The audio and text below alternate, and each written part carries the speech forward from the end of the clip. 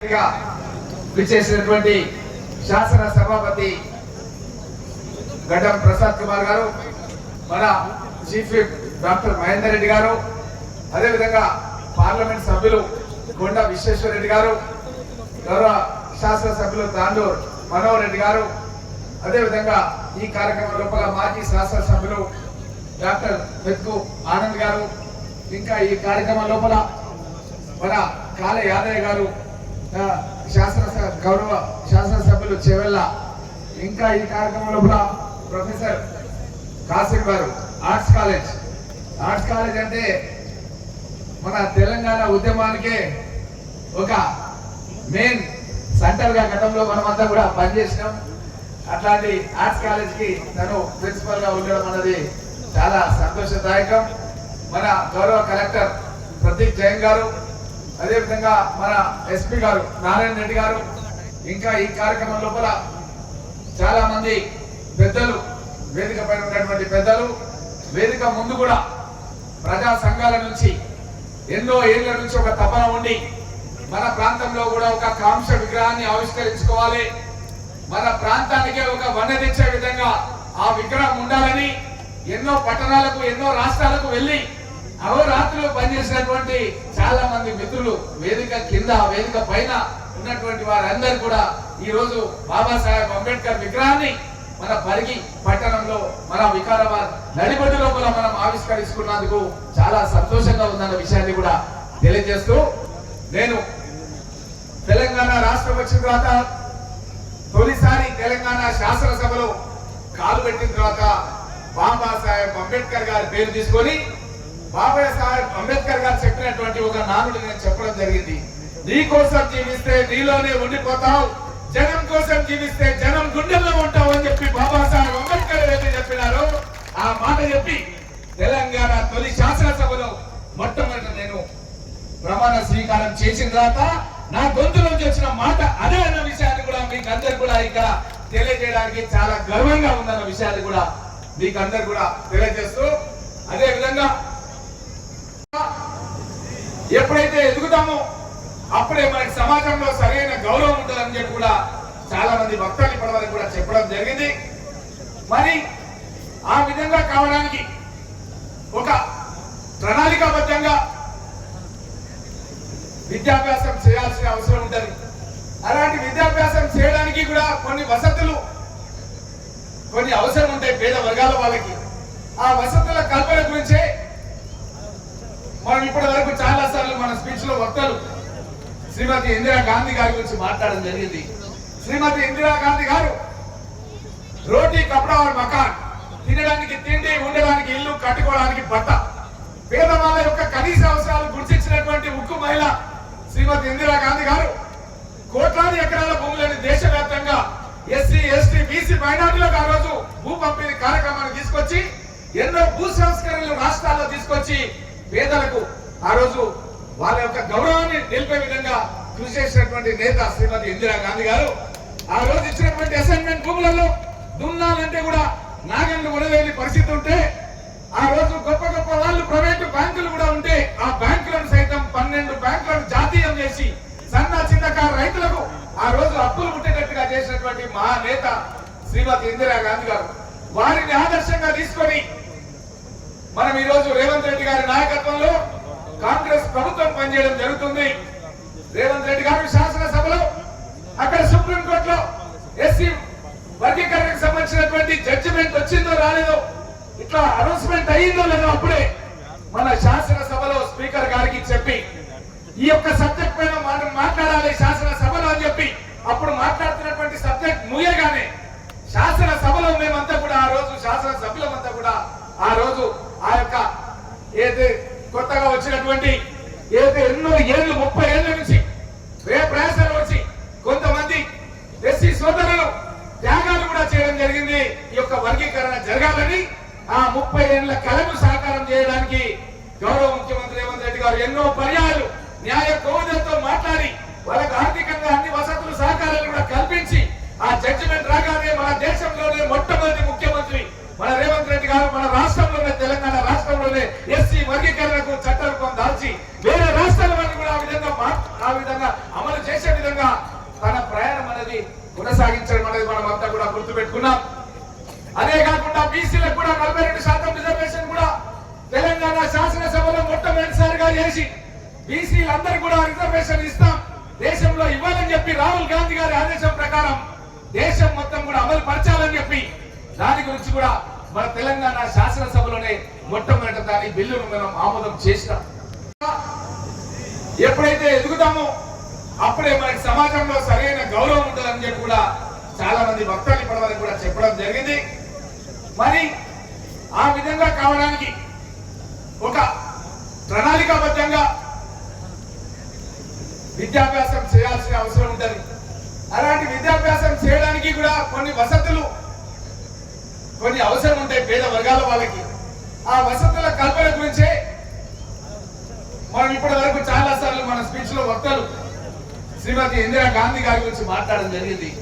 శ్రీమతి ఇందిరా గాంధీ గారు రోటీ కపడా మకాన్, తినడానికి తిండి, ఉండడానికి ఇల్లు, కట్టుకోవడానికి బట్ట, పేదవాళ్ళ యొక్క కనీస అవసరాలు గుర్తించినటువంటి ఉక్కు మహిళ శ్రీమతి ఇందిరా గాంధీ గారు కోట్లాది ఎకరాల భూములను దేశవ్యాప్తంగా ఎస్సీ, ఎస్టీ, బీసీ, మైనార్టీలకు ఆ రోజు భూ పంపిణీ కార్యక్రమాన్ని తీసుకొచ్చి ఎన్నో భూ సంస్కరణలు రాష్ట్రాల్లో తీసుకొచ్చి పేదలకు ఆ రోజు వాళ్ళ యొక్క గౌరవాన్ని నిలిపే విధంగా కృషి చేసినటువంటి నేత శ్రీమతి ఇందిరా గాంధీ గారు ఆ రోజు ఇచ్చినటువంటి అసైన్మెంట్ భూములలో దున్నాలంటే కూడా నాగన్లు ఉడవేలి పరిస్థితి ఉంటే, ఆ రోజు గొప్ప గొప్ప వాళ్ళు ప్రైవేటు బ్యాంకులు కూడా ఉంటే ఆ బ్యాంకులను సైతం 12 బ్యాంకులను జాతీయం చేసి సన్న చిన్నకారు రైతులకు ఆ రోజు అప్పులు పుట్టేటట్టుగా చేసినటువంటి మా నేత శ్రీమతి ఇందిరా గాంధీ గారు. వారిని ఆదర్శంగా తీసుకొని మనం ఈ రోజు రేవంత్ రెడ్డి గారి నాయకత్వంలో కాంగ్రెస్ ప్రభుత్వం పనిచేయడం జరుగుతుంది. రేవంత్ రెడ్డి గారు శాసనసభలో అక్కడ సుప్రీంకోర్టులో ఎస్సీ వర్గీకరణకు సంబంధించినటువంటి జడ్జిమెంట్ వచ్చిందో రాలేదో, ఇట్లా అనౌన్స్మెంట్ అయ్యిందో లేదో అప్పుడే మన శాసనసభలో స్పీకర్ గారికి చెప్పి ఈ యొక్క సబ్జెక్ట్ పైన మాట్లాడాలి శాసనసభలో అని చెప్పి అప్పుడు మాట్లాడుతున్నటువంటి సబ్జెక్ట్ ముగియగానే శాసనసభలో మేమంతా కూడా ఆ రోజు శాసనసభ్యులమంతా కూడా ఆ రోజు ఆ యొక్క ఏదైతే కొత్తగా వచ్చినటువంటి ఏదైతే ఎన్నో ఏళ్ళు 30 ఏళ్ల నుంచి ప్రయాసాలు వచ్చి కొంతమంది ఎస్సీ సోదరులు త్యాగాలు కూడా చేయడం జరిగింది. ఈ యొక్క వర్గీకరణ జరగాలని ఆ 30 ఏళ్ల కళను సాకారం చేయడానికి గౌరవ ముఖ్యమంత్రి రేవంత్ రెడ్డి గారు ఎన్నో పర్యాయాలు న్యాయ కోవిదతో మాట్లాడి వాళ్ళకి ఆర్థికంగా అన్ని వసతులు సహకారాలు కూడా కల్పించి ఆ జడ్జిమెంట్ రాగానే మన దేశంలోనే మొట్టమొదటి ముఖ్యమంత్రి మన రేవంత్ రెడ్డి గారు మన రాష్ట్రంలోనే తెలంగాణ రాష్ట్రంలోనే ఎస్సీ వర్గీకరణకు చట్టరూపం దాల్చి వేరే రాష్ట్రాల వరకు కూడా ఆ విధంగా అమలు చేసే విధంగా తన ప్రయాణం అనేది కొనసాగించడం అనేది మనం అంతా కూడా గుర్తుపెట్టుకున్నాం. అదే కాకుండా బీసీలకు కూడా 42% రిజర్వేషన్ కూడా తెలంగాణ శాసనసభలో మొట్టమొదటిసారిగా చేసి బీసీలందరూ కూడా రిజర్వేషన్ ఇస్తాం, దేశంలో ఇవ్వాలని చెప్పి రాహుల్ గాంధీ గారి ఆదేశం ప్రకారం దేశం మొత్తం కూడా అమలు పరచాలని చెప్పి దాని గురించి కూడా మన తెలంగాణ శాసనసభలోనే మొట్టమొదటి దాని బిల్లును మనం ఆమోదం చేసినాం. రాహుల్ గాంధీ గారు కూడా దాన్ని స్వాగతించడం జరిగిందన్న విషయాన్ని కూడా ఇక్కడ ఉన్నటువంటి సోదరులందరూ కూడా తెలియజేస్తూ సమాజ స్థాపన జరగాలంటే భగవంతుడు మనకందరికి మతాలకు అర్థంగా కులాలకు అర్థంగా సమానమైనటువంటి మేధస్సును ఇచ్చిండు. గొప్ప వాళ్ళకి కానీ అగ్రవర్గాల వాళ్ళకి కానీ పెద్ద మేధస్సును, పేద వర్గాల వాళ్ళకు చిన్న మేధస్సును ఇవ్వలేదు. మనం కనుక కష్టపడి చదివితే బాబాసాహెబ్ అంబేద్కర్ గారు ఏ విధంగా అయితే కష్టపడి విదేశాలకు వెళ్లి ఉన్నత చదువులు చదివి మన భారత రాజ్యాంగాన్ని రాసి ఇతర దేశాల రాజ్యాంగాలు కూడా మనల్ని చూసి దాన్ని అనుకరించే విధంగా తను రాజ్యాంగాన్ని రాయడానికి అఖిల భారత కాంగ్రెస్ పార్టీ అవకాశం కల్పించిందన్న విషయాన్ని కూడా తెలియజేస్తూ, అదే విధంగా తను న్యాయశాఖ మంత్రిగా కూడా కాంగ్రెస్ పార్టీ అవకాశం కల్పించడం జరిగిందన్న విషయాన్ని కూడా తెలియజేస్తూ, అదే విధంగా అఖిల భారత కాంగ్రెస్ పార్టీ అధ్యక్షులు మల్లికార్జున ఖర్గే గారు ఏ విధంగా అయితే మహాత్మా గాంధీ గారు సత్యాగ్రహం ద్వారా మన దేశానికి స్వాతంత్రం తీసుకొచ్చి బ్రిటిష్ దొరలను తరిమి కొట్టిండ్రు, అదే విధంగా మహాత్మా గాంధీ గారి గురించి, బాబాసాహెబ్ అంబేద్కర్ గారి గురించి ప్రతి పల్లెల్లో ప్రతి పట్టణంలో మీరు మాట్లాడాలి, సభలు పెట్టాలని మాకు జిల్లా అధ్యక్షులకు మా పార్టీ కార్యకర్తలకు నాయకులకు చెప్పి ప్రతి గ్రామంలో కూడా జై బాబు, జై భీమ్, జై సంవిధాన్ అని ఒక కార్యక్రమాన్ని తీసుకొని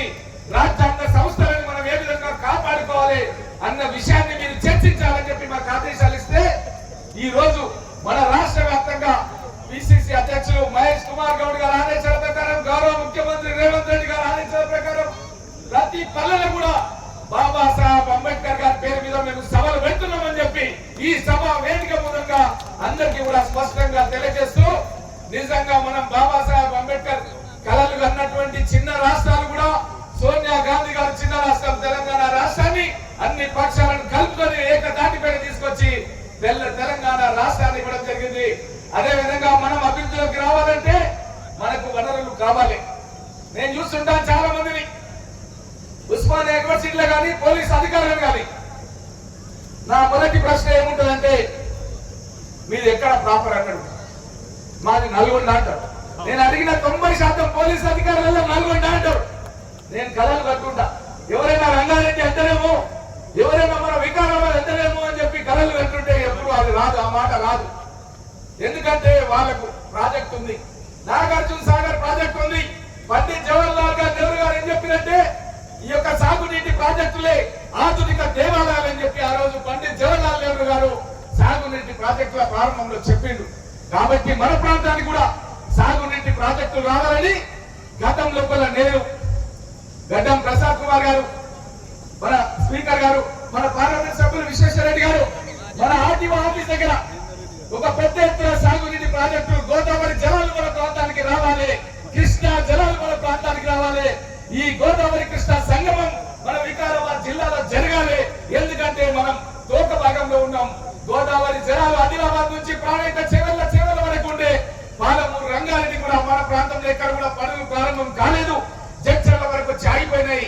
ఈ రెండు తీసుకొచ్చి కొందూరు పరిగి లక్ష్మీదేవిపల్లి ప్రాజెక్టు పరిగి గడ్డ మీద కట్టాలి. తద్వారా పరిగి వికారాబాద్ తాండూరు కొడంగల్ నియోజకవర్గాలకు రైతాంగానికి సాగునీరు ఇయ్యాలని చెప్పి మేమంతా కూడా ఆ రోజు ఉద్యమం చేస్తే గత ప్రభుత్వంలో మా మీద కేసులు పెట్టిండ్రు. మేము కోర్టులకు తిరుగుతున్నాం. అనంత్ సేన్ రెడ్డి అని మన ప్రాంతానికి సంబంధించిన అడ్వకేట్ బార్ కౌన్సిల్ సభ్యులుగా ఉన్నారు, మీకు అందరికీ సుపరిచితులు. దానే కొట్లాడి నా పేరు మీద ప్రసాద్ కుమార్ గారి మీద ఉన్న కేసులు కొట్టేపించిండు. కాబట్టి నేను చెప్పేది ఏంటంటే మన ప్రాంతానికి సాగునీటి ప్రాజెక్ట్ వస్తే ప్రతి నియోజకవర్గానికి 75,000 నుంచి 1,00,000 ఎకరాల వరకు సాగునీరు పండిస్తే మన ప్రాంతంలో ఉన్నటువంటి రైతాంగానికి సాగునీరు వస్తే మన పంటలు కూడా పండుతాయి. నాగార్జున సాగర్ లాగా మన పిల్లలను కూడా ఉన్నత విద్యను మనం చదివిస్తాం. మన పిల్లలను కూడా ఏ విధంగా అయితే ఎస్ఐలు, డిఎస్పీలు, ఎట్లయితే ఐఏఎస్ అధికారులు అవుతారో ఆ విధంగా చెయ్యాలంటే మన ప్రాంతంలో ఉన్న వ్యవసాయ పొలాలకు సాగునీరు రావాల్సినటువంటి అవసరం ఉంది. కాబట్టి ఈ యొక్క సాగునీటి ప్రాజెక్ట్ కట్టాలని గతం లోపల మేమందరం కూడా కలిసి ఇప్పుడున్నటువంటి మన ప్రస్తుత ముఖ్యమంత్రి గౌరవనీయులు రేవంత్ రెడ్డి గారిని ఈ యొక్క సైదుపల్లి దగ్గర కొత్తూరు పరిగి లక్ష్మీదేవిపల్లి ప్రాజెక్టు దగ్గర తీసుకొచ్చి మన ప్రాంతంలో ఉన్న పేదరికం చూపించి గతం లోపల శాంక్షన్ అయినటువంటి ప్రాణహిత చెరువులని గత ప్రభుత్వం రద్దు చేసింది. మాకు ఖచ్చితంగా ఇక్కడ సాగునీటి ప్రాజెక్టు మా జిల్లాలో కావాలి. ఎక్కడో నాగార్జున సాగర్ లో మనకు నల్గొండలకు సాగునీటి ప్రాజెక్ట్ ఉంది, మహబూబ్ నగర్లకు జురాల ప్రాజెక్ట్ ఉంది, అదే విధంగా పోచంపాడు నిజామాబాద్ జిల్లాలకు ఉంది. ఈ రోజు హైదరాబాద్ రంగారెడ్డి జిల్లాలకు గుండెకాయ ఏదంటే మనం గతం లోపల హైదరాబాద్ పార్లమెంట్ అంటే వికారాబాద్ చేవెళ్ళ కూడా ఉండే. ఈ రోజు నిరాదరణకు గురైనటువంటి పరిస్థితి మన ప్రాంతానికి వచ్చింది.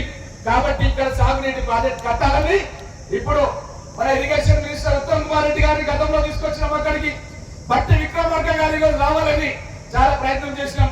అనుకోకుండా ఢిల్లీలో పర్యటనలో ఉండి రాలేకపోయాడు.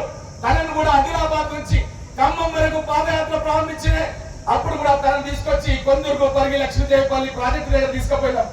మేమందరం కూడా ఒత్తిడి తీసుకొచ్చి గౌరవ సభాపతి స్పీకర్ గారు తను సీట్లో ఉండే గవర్నర్ ప్రసంగం లోపల ఈ యొక్క పాలమూరు రంగారెడ్డి లిఫ్ట్ ఇరిగేషన్ లో భాగంగా కొందూరు పరిగి లక్ష్మీదేవిపల్లి ప్రాజెక్టును 2.8 టీఎంసీ పెట్టి 7,000 కోట్ల రూపాయలతో సాగునీటి ప్రాజెక్టు కడతామని చెప్పి శాసనసభలో చెప్పించడం జరిగింది. తొందరలోనే దానికి సంబంధించిన భూసేకరణ చేస్తాం. మన ప్రాంతంలో ఒక సాగునీటి రిజర్వాయర్ కడతాం. తద్వారా ప్రతి నియోజకవర్గానికి పరిగి, వికారాబాద్, తాండూరు, కొడంగల్ అన్ని నియోజకవర్గాలకు 75,000 నుంచి 1,00,000 ఎకరాల వరకు సాగునీటి ప్రాజెక్టుల ద్వారా ఈ యొక్క నీళ్లు అందించి పెద్ద పెద్ద చెరువులలో నీళ్లు నింపి తద్వారా బోర్లలో నీళ్లు ఎక్కించి అన్ని బోర్లు కూడా మనకు రెండవ పంట కూడా నీళ్లు ఇచ్చే విధంగా కృషి చేసి మన ప్రాంతంలో ఉన్న సన్నకారు, చిన్నకారు రైతులను తప్పకుండా అభివృద్ధిలోకి తీసుకొచ్చి వాళ్ళ పిల్లలు ఉన్నత విద్య చదివే విధంగా కృషి చేస్తామన్న విషయాన్ని తెలియజేస్తూ అదే విధంగా